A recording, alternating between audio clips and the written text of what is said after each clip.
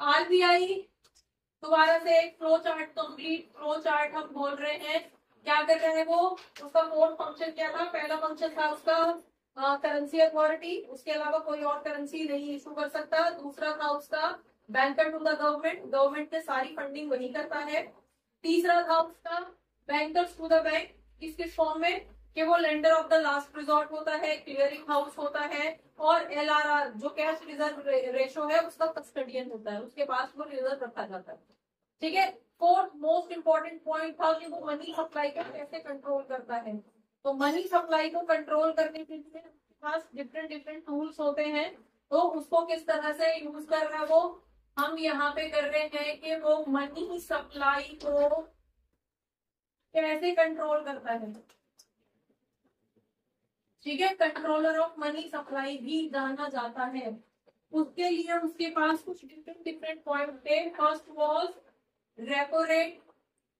क्या होता है भाई रेपो रेट, बोलो। जब आरबीआई कमर्शियल बैंक को लोन देती है और जो कमर्शियल बैंक उस लोन की इंटरेस्ट रेट को पे करती है, जिस रेट से कमर्शियल बैंक आरबीआई को इंटरेस्ट पे करते हैं उस रेट को रेपो रेट बोला जाता है। ठीक है, और रिवर्स रेपो रेट इसी का जस्ट अपोजिट होता है। आरबीआई जिस रेट से कमर्शियल बैंक्स को इंटरेस्ट पे करती है उस रेट को रिवर्स रेपो रेट बोला जाता है। तो ये भी था ना आपका कल, रिवर्स रेपो रेट। क्लियर हो गया?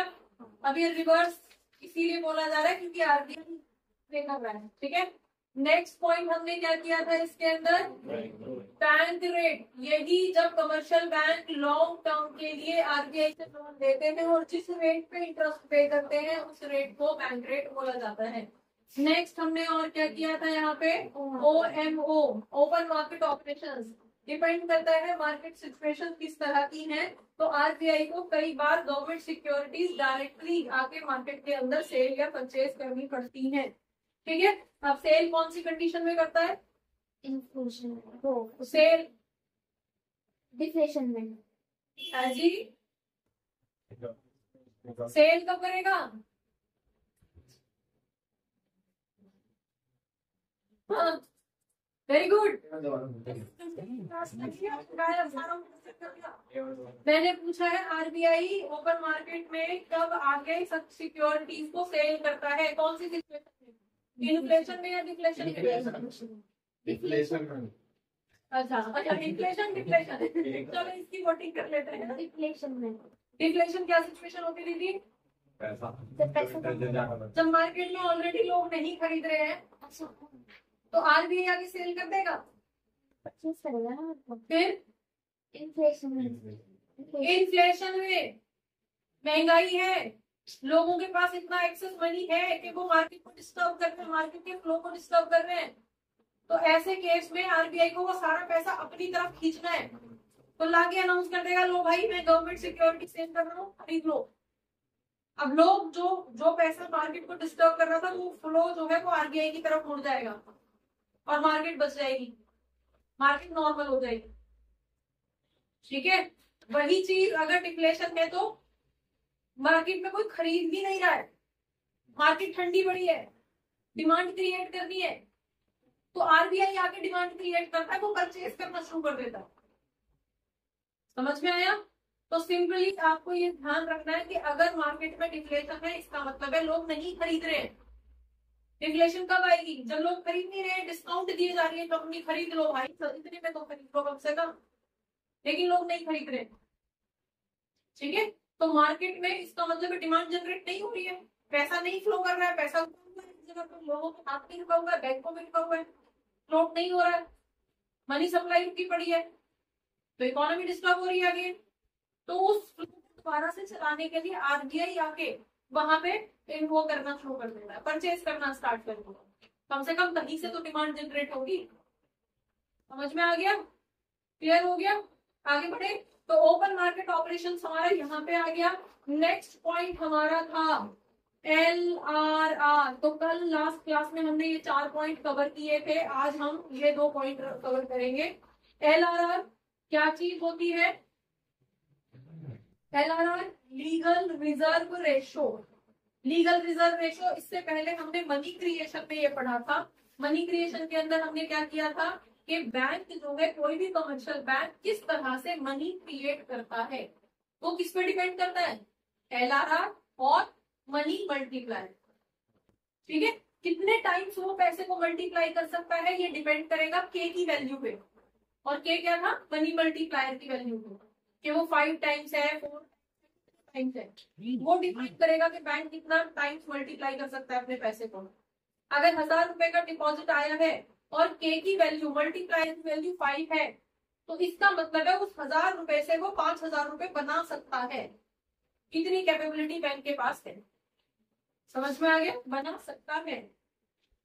डन। यही अगर के की वैल्यू 4 है तो 1000 के 4000 बना सकता है, 4 गुना 4 टाइम्स। Clear, done. लेकिन के की वैल्यू किस पे डिपेंड करती है, वो अगेन LRR पे डिपेंड करती है। रिजर्व कितना है, के की वैल्यू तो उसी से आएगी ना, क्योंकि के का फॉर्मूला क्या था, मल्टीप्लायर का फॉर्मूला क्या था, याद है कुछ, के इक्वल्स टू 1/LRR। तो इस पे डिपेंड करेगी कि वो कितने टाइम मल्टीप्लाई कर सकते हैं। तो LRR क्या है, लीगल रिजर्व रेशो, जो कि सेंट्रल बैंक ने कंपलसरी कर रखा है हमारे कमर्शियल बैंक्स के लिए, कि आपके पास जितना भी डिपॉजिट आता है उसमें से इतना % आपको रिजर्व रखना ही रखना है, थोड़ा अपने पास, थोड़ा मेरे पास। समझ में आ गया। तो इस पोर्शन को, ये जो रिजर्व रखा गया है, इसको, ये लीगल रिजर्व है, जो थोड़ा तो RBI के पास रखा जाता है और थोड़ा खुद के पास रखा जाता है रिजर्व करके। ठीक है, तो जो पोर्शन RBI के पास रखा जाता है उसको बोला जाता है CRR, cash reserve ratio. Clear है। तो कैश रिजर्व रेशो डिपॉजिट का वो पोर्शन जो कि सेंट्रल बैंक के पास रिजर्व की फॉर्म में रखा जाता है, एक कमर्शियल बैंक रखता है रिजर्व RBI के पास, उसको बोला जाता है CRR। क्लियर है। और जो पोर्शन अपने टोटल डिपॉजिट का, जो पोर्शन, जो हिस्सा वो अपने पास रिजर्व करके रखता है, उसको बोला जाता है SLR, statutory liquidity ratio. Statutory कानूनी तौर पे लिक्विडिटी, पैसा मेंटेन करके रखना है। ठीक है, रेशो कितना रेशो। ठीक है, तो टोटल में से कितना पैसा अपने पास कानूनी तौर पे रिजर्व करके रखना है, उस रेशो को हम क्या बोलते हैं, स्टैच्यूटरी लिक्विडिटी रेशो। समझ में आ गया। अब इन दोनों की वैल्यू हमेशा क्वार्टरली जो है रिवाइज की जाती है। तो जो भी रेट है, ये जितने भी रेट तुम यहाँ पे पढ़ रहे हो, एवरी क्वार्टर के स्टार्टिंग में RBI गवर्नर आके अनाउंस करता है, मीडिया में करते हैं कि अब से इस क्वार्टर में ये वाले रेट जो है इतने होंगे। ठीक है, किसी को बढ़ा दिया जाता है, किसी को घटा दिया जाता है, डिपेंड करता है मार्केट सिचुएशन पे, मार्केट की कंडीशन पे, मार्केट में डिमांड एंड सप्लाई किस तरह से चल रही है, मार्केट इन्फ्लेशन में चल रही है, डिफ्लेशन में चल रही है क्या। ठीक है, उसके अकॉर्डिंग इन रेटों को घटाया या बढ़ाया जाता है। तो एवरी क्वार्टर इनके वैल्यूज जो है, इनके रेट जो है वो चेंज होते हैं। ठीक है, और अगर नहीं भी चेंज हो रहे हैं तो आपके गवर्नर आके आपको ये अनाउंस एटलीस्ट कर रहे हैं कि इस बार हमने इस वाले रेट में कोई चेंज नहीं किया है, इस वाले रेट को इतना बढ़ा दिया गया है, इस वाले रेट को इतना घटा दिया गया। जो भी है, जिस भी चेंज अगर नहीं भी हो रहे तो मीडिया में आके ये अनाउंस किया जाता है कि ये रिवाइज किए गए हैं और इस बार हम इस क्वार्टर में हम कोई भी चेंज नहीं कर रहे। तो क्वार्टर का मतलब क्या है, कमिंग 3 मंथ्स। एक क्वार्टर 3 महीनों का ही होगा। ठीक है, साल में टोटल कितने मंथ्स होते हैं, 12 में से क्वार्टर कितने होंगे, कितने क्वार्टर्स होते हैं, 4 क्वार्टर्स होते हैं। इसका मतलब 3 मंथ्स ईच। ठीक है, तो हर 3 महीने में ये रेट्स जो है रिवाइज होते हैं। तो अभी आप कौन से क्वार्टर में चल रहे हो, अभी क्या चल रहा है, मई। तो ये कौन सा क्वार्टर चल रहा है, फाइनेंशियल ईयर या फिस्कल ईयर। इकोनॉमिक्स में क्या बोलते हो, फाइनेंशियल ईयर या फिस्कल ईयर, फिस्कल ईयर बोला जाता है। वही फाइनेंशियल ईयर जो अकाउंट्स में आप फाइनेंशियल ईयर बोलते हो, इको में उसको फिस्कल ईयर बोला जाता है, अप्रैल टू मार्च। ठीक है, तो अभी कौन सा वाला क्वार्टर चल रहा है, फर्स्ट। कब तक चलेगा ये, अप्रैल मई जून, 30 जून को फर्स्ट क्वार्टर खत्म होगा, 1 जुलाई से सेकंड क्वार्टर स्टार्ट होगा। जुलाई अगस्त सितंबर सेकंड क्वार्टर, देन अक्टूबर नवंबर दिसंबर थर्ड क्वार्टर, जनवरी फरवरी मार्च फोर्थ क्वार्टर। समझ में आ गया। ठीक है, तो इस तरह से ये रेट जो है रिवाइज होते हैं। तो अभी जो करंट में इसकी वैल्यू चल रही है CRR की, दैट इज 4%। क्या मीनिंग है इसको? 4% ऑफ टोटल डिपॉजिट जो भी कमर्शियल बैंक के पास है। अगर 1000 रुपए उनके पास है तो उनको कितने पैसे वहां पे जाके डिपॉजिट करने पड़ेंगे? 40 रुपए है जी। 400 तो कितने परसेंट को 40, ठीक है। तो 40 रुपए उनको वहां डिपॉजिट करके मेंटेन करके रखने पड़ेंगे। अब ये किसी भी फॉर्म में हो सकता है, कैश के फॉर्म में हो सकता है, गोल्ड की फॉर्म में हो सकता है, या इन काइंड की फॉर्म में हो सकता है। समझ में आ गया? देन अभी अगर हम SLR की बात करते हैं तो ये 18.5% चल रहा है। तो 18.5% मतलब कि जो भी डिपॉजिट आएगा, जो भी आएगा, उसका 18.5% आपको अपने बैंक में रिजर्व रखना पड़ेगा अपने पास। ठीक है, तो इसके हिसाब से हम देखते हैं तो 22.5 हो गया, 22.5। तो जो भी रिजर्व आएगा, जो भी डिपॉजिट आएगा, उसका 22.5 बैंक अपने पास रख रहे हैं। और बाकी का अगर 22 यहाँ है तो 78 लगभग वहां पे होगा, 77.5% को वो लोन के लिए मतलब डिस्ट्रीब्यूट कर सकते हो, उस पैसे को मनी मल्टीप्लाई के लिए यूज कर सकते हो। तो सोचो अगर ये 22 है तो के की वैल्यू भी अकॉर्डिंगली आएगी, उतने टाइम्स वो अपने पैसे को मल्टीप्लाई करने की कैपेसिटी रखते हैं। समझ में आ गया? इंपॉर्टेंट फैक्टर है। अब ये कैसे इफेक्ट करता है मनी सप्लाई को, ये बता दो। अगर मार्केट में पैसा RBI को फ्लोट करना है, ज्यादा लोगों तक ज्यादा पैसा पहुंचे, तो ज्यादा पैसा पहुंचाने के लिए RBI क्या करेगा? इन रेट्स को कम कर देगा, रिजर्व कम रखो, मार्केट में पैसा ज्यादा पहुंचाओ, लिक्विडिटी पहुंचाओ। समझ में आ गया? अगर हम इसको राउंड ऑफ करके मान लेते हैं, चलो ठीक है, तो अगर 20% का रिजर्व रखना है अभी, और मार्केट में अगर पैसा ज्यादा पहुंचाना है, डिफ्लेशन की सिचुएशन है, मार्केट में लिक्विडिटी की कमी हो रही है, मनी सप्लाई को बढ़ाना है, तो RBI क्या करेगा? इसे 20 से घटा के 18 पे 15 पे कर देगा। तो अभी जो आपका 80% पैसा सर्कुलेट हो रहा था लोन की फॉर्म में, वो अब कितना हो जाएगा? अगर 5% भी कम कर दिया तो 85% पैसा जो है मार्केट में घूमेगा, 5% एक्स्ट्रा पैसा मनी सप्लाई में इंक्लूड हो जाएगा। समझ में आ गया? अब जब 5% एक्स्ट्रा अगर बैंकों के पास बचेगा तो ज्यादा लोन दिए जाएंगे। लोन कौन लेगा? अपनी कंपनी स्टार्ट करने के लिए, अपनी कंपनी में इन्वेस्ट करने के लिए, कोई गाड़ी खरीदने के लिए, कोई एजुकेशन के लिए, किसी भी फॉर्म में पब्लिक मार्केट के अंदर, और बैंक पैसा ऑन करेगी। अब जो भी पैसा लोन लेगा वो घर में रखने के लिए तो नहीं लेगा, तो होगा क्या? मार्केट के अंदर मूवमेंट बढ़ जाएगी, लिक्विडिटी बढ़ जाएगी। समझ में आ गया? क्लियर है सुमित? डन। यही सिचुएशन अगर मार्केट से पैसा स्टॉक करना है, बहुत खर्च हो रहा है ना, मार्केट के अंदर बहुत पैसा है लोगों के पास, दिखाते हैं नहीं। वैसे जो आपकी एयर जो ट्रेवल है वो बहुत ज्यादा हो रहा है आजकल, बहुत लोग हवाई जहाजों में घूम रहे हैं। कहाँ से आ रहा है ये पैसा? मार्केट के अंदर रोकना है इस पैसे को, सप्लाई ज्यादा बढ़ रही है, ठीक है, सप्लाई में डिमांड ज्यादा बढ़ रही है, डिमांड ज्यादा बढ़ रही है, प्राइस महंगे हो रहे हैं, इसको रोकना है। तो RBI क्या करेगा? ऐसे केस में रेट बढ़ा देगा, बढ़ा देगा मतलब 20 से 25% कर देगा। तो अभी जो 80% पैसा घूम रहा था रुक जाएगा, सिर्फ 75% में बैंकों को वो सर्कुलेट करना और उसी से पैसा कमाना है। तो बैंक क्या करेंगे? अपना इंटरेस्ट रेट बढ़ा देंगे, लोन महंगे हो जाएंगे, पब्लिक लेना कम कर देगी, अवॉइड करेगी कि अभी नहीं ले रहे, अगले साल देखेंगे, 6 महीने बाद देखेंगे, बजट आएगा तो हो सकता है रेट कम हो जाएंगे तब देखेंगे। तो जो खर्चे अभी होने थे, जो डिमांड आके करके, जो डिमांड मार्केट में आ सकती थी, उनको रोक दिया गया, सिर्फ इनमें चेंज कर। समझ में आया? क्लियर हो गया? तो इस तरह से LRR के थ्रू RBI मार्केट में जो है मार्केट को स्टेबलाइज करती है। डन? क्लियर है? नेक्स्ट पॉइंट था आपका मार्जिन। मार्जिन रिक्वायरमेंट क्या चीज है ये? इसको हटा दो। मार्जिन रिक्वायरमेंट बता दो। मार्जिन रिक्वायरमेंट का मतलब, अब पहले एक एग्जांपल समझो। जब हमें अगर 8 लाख का कोई लोन लेना है, 8-9 लाख का लोन लेना है, ठीक है, तो क्या हम 8-9 लाख की ही प्रॉपर्टी मॉर्टगेज करते हैं? ये पता है कि जब हम लोन लेते हैं तो हमें कुछ मॉर्टगेज करना पड़ता है। मॉर्टगेज इन द सेंस कोई सिक्योरिटी डिपॉजिट करनी पड़ती है, जैसे जमीन के पेपर, जैसे LIC के पेपर्स, है ना, जो भी हमारे पास एसेट है उसके पेपर्स हम वहां पे जाके डिपॉजिट कर देते हैं और उसके बेस पे हमें लोन मिल जाता है।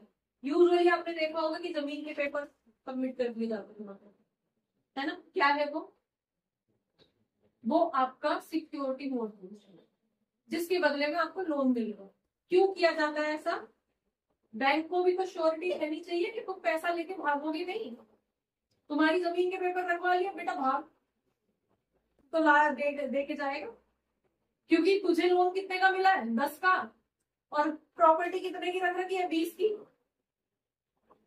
है ना, तो 10 लेके तो भाग के भी कहाँ जाएगा सर? क्लियर? समझ में आ गया? तो हमेशा जब भी लोन दिया जाता है तो पहले एक सिक्योरिटी मॉर्टगेज की जाती है, रखी जाती है, ठीक है, ये तो होता है। अब कोई भी सिक्योरिटी जब आप मॉर्टगेज कर रहे हो या बैंक में डिपॉजिट कर रहे हो, कोई भी सिक्योरिटी, कोलेटरल सिक्योरिटी इसको बोला जाता है, कोई भी सिक्योरिटी अगर आप बैंक में डिपॉजिट कर रहे हो लोन लेने के लिए, तो बैंक क्या उतना ही पैसा, जितने की प्रॉपर्टी आप प्रॉपर्टी के पेपर हम मान लेते हैं, जितने की प्रॉपर्टी के पेपर आप डिपॉजिट कर रहे हो, क्या उतना लोन आपको दे दिया जाता है? कितना दिया जाता है? कम, ठीक है। अगर आपने 20 लाख रुपए की प्रॉपर्टी के पेपर्स डिपॉजिट किए हैं तो आपको कितना पैसा मिलेगा? ये डिपेंड करेगा इस, आपको बदले में 18 लाख मिलेंगे, 15 लाख मिलेंगे, वो डिपेंड, ठीक है, बिना मार्जिन के तो बैंक नहीं देगा, ठीक है। अगर 20 की प्रॉपर्टी डिपॉजिट वो की है आपने, तो पूरे 20 के लिए आपको पूरा 20 तो नहीं मिलेगा, ऐसा तो होगा ही नहीं कभी, ठीक है, बैंक को भी तो थोड़ा मार्जिन तो बैंक रखेगा। तो वो डिपेंड करेगा इस मार्जिन रिक्वायरमेंट में कि RBI ने क्या बोल रखा है इनसे। RBI ने कितना मार्जिन देने के लिए बोला हुआ है? RBI ने बोला हुआ है कि अभी मार्केट में जो है वो आ रखा है, रिसेशन टाइप आ रखा है, इकोनॉमी स्लो पड़ी हुई है, इकोनॉमी को रिजुविनेट करना है, इकोनॉमी में हलचल बढ़ानी है, पैसा सप्लाई करना है इकोनॉमी के अंदर, तो इस मार्जिन हटा दिया जाए, ठीक है। अगर 20 के बदले में 18 का लोन मिल रहा है तो इसका मतलब क्या हो गया? 10% का मार्जिन लिया है बैंक ने, 20 का 10% 2 लाख रुपए, तो 2 लाख रुपए का मार्जिन बैंक ने ले लिया, 18 का लोन आपको दे दिया, यहां तक कोई इशू? अब RBI चाहती है भाई साहब ये मत करो, बैंक इकोनॉमी में पैसा फ्लोट करना है, इकोनॉमी में डिमांड नहीं आ रही है, मनी सप्लाई नहीं हो रही है, तो ऐसे केस में क्या करेगी? इस मार्जिन को क्या करेगी RBI? कम कर देगी। सपोज 10 से घटा के 5% पे कर दिया, ठीक है, तो 20 लाख का 10%, 2 लाख का मार्जिन बैंक ले रहा था, 18 का लोन आपको दे रहा था, अब क्या कर दिया RBI ने? उस मार्जिन को कम कर दिया 5%, तो 5% कम होने का, 5% होने का मतलब 20 लाख का 5% कितना होगा? 1 लाख रुपए, तो 1 लाख रुपए का मार्जिन जो है बैंक रखेंगे और बचा हुआ 19 लाख रुपए आपको लोन दे देंगे। समझ में आ गया? तो आपके हाथ में कितना पैसा आया? ज्यादा पैसा आया, पहले 18 आता, 19, 1 लाख रुपए एक्स्ट्रा आ गया आपके हाथ में। तो अब ये 1 लाख रुपए आपके ड्रॉर पे तो नहीं जाएगा, कहीं ना कहीं तो जाके डिमांड क्रिएट करेगा, आप उससे गाड़ी खरीदोगे, आप उससे नया स्टार्टअप लगाओगे, लोगों को सैलरी दोगे, रॉ मटेरियल खरीदोगे, बिजनेस सेटअप करोगे, जो भी करोगे कहीं तो इन्वेस्ट होगा। अब जिन लोगों के पास जाएगा वो फिर कहीं उनकी तो इनकम बढ़ी, तो यही एक पैसा जो है पूरी इकोनॉमी में। समझ में आ गया? यही मार्केट में पैसा कम करना है, लिक्विडिटी ज्यादा हो रखी है, सोक करना है, तो इसी मार्जिन को बढ़ा के क्या कर दिया जाएगा? 30% कर दो भाई, अभी 20 था, सॉरी 10 था, तो 10 से बढ़ा के 20 कर दो इसको, तो 20 मतलब 20 लाख का 20% कितना हो गया? 4 लाख, तो 4 लाख का मार्जिन रखेगा और आपको लोन कितना मिलेगा फिर? समझ में आ गया? तो out of 24 lakh would be the margin bank and remaining 16 lakh would be given to you as a loan। समझ में आ गया? क्लियर है? तो इस तरह से ये मार्जिन रिक्वायरमेंट काम करता है। तो इकोनॉमी में जब इन्फ्लेशन को कम करना है, मनी सप्लाई को कम करना होता है, तो हम यहाँ पे लिख देते हैं कि जब मनी सप्लाई को कम करना होता है तो ऐसे केस में मार्जिन को बढ़ा दिया जाता है। समझे? मार्जिन को बढ़ा दिया जाता है। और यही चीज अगर सप्लाई को बढ़ाना है, सप्लाई मतलब मनी की सप्लाई को बढ़ाना है, तो रेट्स को, मार्जिन को घटा दिया जाता है और इकोनॉमी बैलेंस होने लगती है। समझ में आ गया? तो अभी एक और चीज, ये जितने भी रेट्स तुमने यहां तक पढ़े हैं, ये जो भी वैल्यू है, ये सब क्या थी? ये क्वांटिटी थी। नंबर्स में बात कर रहे थे, नंबर्स में बात कर रहे थे ना, कितने परसेंट बढ़ा दिया, इतने परसेंट घटा दिया, इतना ये इतना वो, है ना, इतने परसेंट, 0.5% बढ़ गया, 0.5% घट गया, 1%, 2%, ठीक है। तो ये तो था आपका क्वांटिटेटिव, इसको बोला जाता है क्वांटिटेटिव मेथड, ठीक है। क्वांटिटेटिव मेथड से आरबीआई मनी को कंट्रोल कर रहा था। और इस वाले मेथड को, क्योंकि ये क्या बोल रहा है, मॉरल सुमेशन बोल रहा है, बैंकों को बोल रहा है भाई रोक दो, सप्लाई कम कर दो, इकोनॉमी पहले ही हाई चल रही है, ओवरफ्लो चल रहा है पैसे का, मार्केट में रोक दो अभी, ठीक है। तो इसको बोला जाए, ये एक तरह से मॉरल सुमेशन बोला जा रहा है। बैंकों को आरबीआई गाइड कर रहा है कि भाई अभी कुछ टाइम के लिए मनी सप्लाई को कम कर दो, या अभी कुछ टाइम के लिए मनी सप्लाई बूस्ट कर दो, बढ़ा दो, कम रेट हो गए सस्ते रेटों पे निकाल दो, लोगों को इनिशिएट करो, लोगों को आते हैं ना फोन कॉल्स, लोन ले लो, ये ऑफर है, वो ऑफर है, वो ऑफर है, तो क्यों आ रहे हैं? यहाँ पे उनके पास गाइडलाइंस है या उनका उतना पैसा बचा हुआ है जिसको वो लोन के फॉर्म में देना चाहते हैं? क्योंकि लोन जाएगा तभी तो पैसा आएगा उनके पास, राइट। तो ये एक तरह से मॉरल सिचुएशन है कि बैंकों को ये गाइड किया जा रहा है कि भाई पैसे को या तो बढ़ा दो या घटा दो, ठीक है। तो इसको बोला जाता है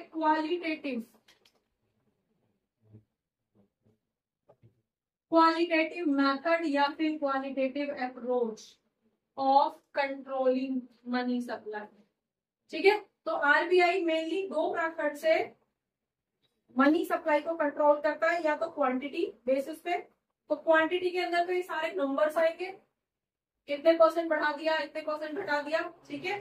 और जब ये मार्जिन की बात करेंगे तो गाइडेंस दिया जा रहा है, सुपरवाइज किया जा रहा है बैंकों को कि भाई अपना मार्जिन बढ़ा लो या मार्जिन कम कर लो। तो ये क्वालिटेटिव मेथड के अंदर चला जाता है। समझ में आ गया? तो दो मेथड से जो है आरबीआई मनी सप्लाई को कंट्रोल करता है इकोनॉमी के अंदर।